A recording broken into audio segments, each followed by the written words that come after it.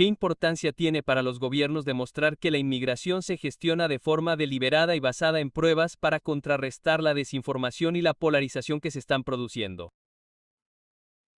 ¿Pueden señalar algunos ejemplos concretos de la forma en que otros países o jurisdicciones han gestionado la política de inmigración que Canadá pueda considerar un caso de éxito?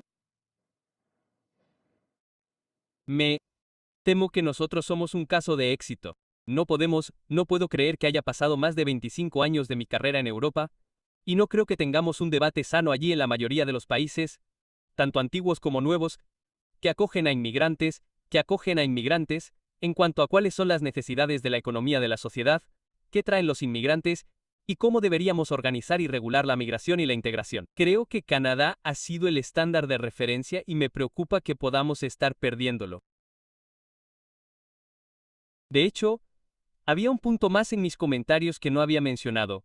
Es que me preocupa que haya habido muchas críticas a la política de inmigración hacia el gobierno, que en realidad se han reflejado en los inmigrantes, porque la forma en que se ha informado, incluso en los principales medios de comunicación de nuestro país, hablaban negativamente de la política.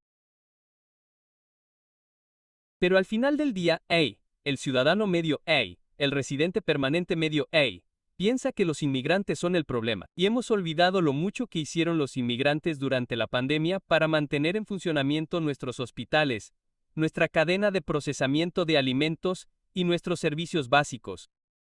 E incluso hay algunos estudios que señalan que hemos tenido demasiada afluencia del sur de Asia en términos de titulares de permisos de estudio, y eso es un problema. Y no creo que eso sea un problema. El problema es que, ya sabes, todo un asunto sobre la educación internacional y cómo los estudiantes internacionales han estado subvencionando la educación de nuestros propios hijos. Bueno, como se mencionó en el panel anterior, se sienten brechas en el empleo, donde los empleadores no quieren mejorar los salarios y las condiciones. Gracias por indicar las contribuciones de los inmigrantes. Mi siguiente pregunta es que su investigación enfatiza que la migración es una realidad estructural a largo plazo, en lugar de una crisis. Entonces, en ese contexto, ¿qué opciones políticas específicas pueden tomar los gobiernos para fortalecer la confianza pública en los sistemas de inmigración al tiempo que mantienen altos niveles de inmigración? Particularmente cuando la percepción pública puede no estar alineada con las necesidades económicas, porque ese es el problema con la confianza pública en este momento. Creo que debemos contar esas historias. Hay muchas historias en Canadá de personas que vinieron como residentes permanentes, o que vinieron como titulares de permisos temporales con su estudio o trabajo, y pasaron a residentes permanentes y a la ciudadanía, y están construyendo nuestros negocios y nuestras comunidades. Por lo tanto, debemos contar esas historias tanto en números como en historias reales, con las que la gente pueda identificarse. Y me preocupa que nos hayamos centrado en problemas menores, en lugar de ver el panorama general. Sé que también escuchamos que somos una sociedad que envejece. Sabemos que el 40% de nuestro personal médico y paramédico no nació en Canadá, e incluso sabemos que nos faltan médicos de familia, y que hay muchos médicos de familia que no pueden ejercer porque sus credenciales no están reconocidas. Por eso tenemos que contar esas historias. Y además, hoy en día hay una complicación adicional con las redes sociales, porque sabemos que la gente siempre lee el periódico con el que está de acuerdo y ve el canal de televisión con el que está de acuerdo, pero ahora tenemos el algoritmo que nos propone a cada uno de nosotros las personas con las que está de acuerdo, y este es un tema muy importante que tiende a polarizar el debate. También quiero hacer un comentario sobre la conexión errónea entre la vivienda asequible y la inmigración. Los precios de la vivienda empezaron a subir en 2019 y 2020, cuando tuvimos la inmigración más baja, y luego siguieron subiendo. Así que hay otras dinámicas ahí, pero parecía ser una ecuación matemática pura. Somos muchas personas. Tenemos muchas casas. Bueno, eso fue muy simplista, y sabemos que los economistas nos dicen que estaba mal. Gracias. Y usted ha escrito mucho sobre la identidad de pertenencia y el papel de la integración en la configuración de la cohesión social, y mencionó en sus comentarios de apertura también sobre la integración del nuevo movimiento de inmigrantes.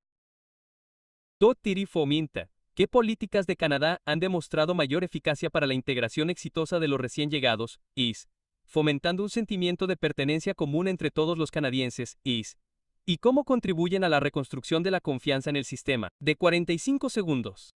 Vale. Sí. Solo quiero decir que creo que diré transparencia guide, es decir, hablar honestamente con los ciudadanos, cuáles son las cosas en las que nos equivocamos, cuáles son las cosas que debemos corregir, pero tampoco hay una solución única para todos. Por lo tanto, willing de trabajar en diferentes partes del sistema, y también quiero enfatizar que, como dije antes, tenemos un problema de género. Tenemos mujeres altamente cualificadas que no reciben el apoyo que necesitan. Entonces, si viéramos que el gobierno apoya a los hogares y a las mujeres para que desarrollen su talento, eso sin duda mejoraría la confianza en las instituciones. Muchas gracias, señorita Seth, y gracias, profesor. Ahora tenemos 6 minutos para el señor Dent. Gracias, señora presidenta. Me gustaría agradecer a nuestros testigos sus acertados comentarios. Me gustaría aportar una perspectiva quebequense a esto. En Quebec, recibimos a varios solicitantes de asilo por varias razones. Según las últimas cifras, Artas, el 37% de los solicitantes de asilo se encuentran en Quebec, Artas, pero solo representamos el 22% de la población. Durante algún tiempo, Quebec y Blabequa han pedido reiteradamente un mecanismo para garantizar que cada provincia acoja a un número de solicitantes de asilo que coincida aproximadamente con la población para poder alojar adecuadamente a estos refugiados. Por lo tanto, me gustaría escuchar a cada testigo por turno. ¿Qué tienen que decir al respecto? Lo siento. Responderé en inglés. De acuerdo. En total, 37% de las solicitudes de asilo se hacen en Quebec. Y usted pregunta por la redistribución de las solicitudes de asilo en Canadá. Dudo en pensar que esta podría ser una solución al problema porque, a largo plazo, las personas han elegido ciertos lugares para establecerse por razones particulares que podrían ser beneficiosas para ellas y para Canadá económicamente a largo plazo. Digamos que estamos hablando de solicitantes de asilo que han ido a Quebec porque hablan francés en particular o porque tienen familia en la región, por lo cual es como sabemos, Muchas personas que cruzan de Estados Unidos a Canadá lo hacen porque tienen familiares de referencia en Canadá. Si vienen a esas regiones porque quieren estar cerca de su cultura, su idioma, su familia, y luego son reubicados en otros lugares, puedo ver que esto puede ser un verdadero desafío para la integración a largo plazo, social, económica y en términos de pertenencia.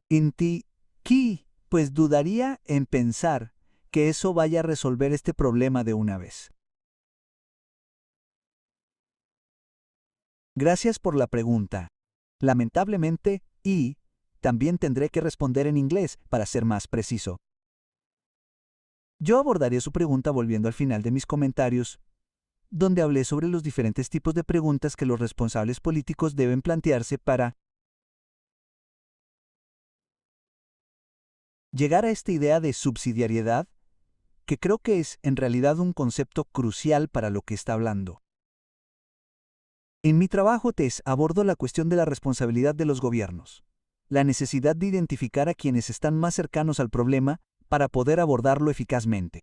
A veces, en las decisiones que toma un gobierno que está lejos de la situación, no están lo suficientemente en sintonía con las realidades locales de lo que está sucediendo. Por lo tanto, creo que la participación del gobierno de Quebec o del gobierno de los municipios de Quebec y de la sociedad civil va a ser un factor importante en esta cuestión. También hay cuestiones de eficiencia, es decir, qué nivel de gobierno va a abordarlo de manera más eficiente. Pero en realidad, yo pasaría al último conjunto de cuestiones en lo que respecta a la subsidiariedad, que son las cuestiones de capacidad, porque creo que una de las cosas que estoy hablando de la capacidad de una sociedad para absorber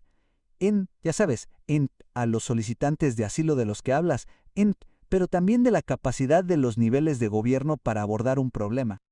A veces sin el gobierno federal simplemente no tiene la capacidad de ocuparse de todo, por lo que al gobierno le interesa delegar parte de esa autoridad a niveles inferiores de gobierno o a la propia sociedad civil. Bueno, Yo diría que la combinación de identificar qué nivel de la sociedad va a ser más capaz de entender los problemas que están ocurriendo con los solicitantes de asilo en Quebec y luego qué niveles de la sociedad son más capaces de decidir sobre la capacidad son partes de este principio de subsidiariedad que son relevantes para su pregunta,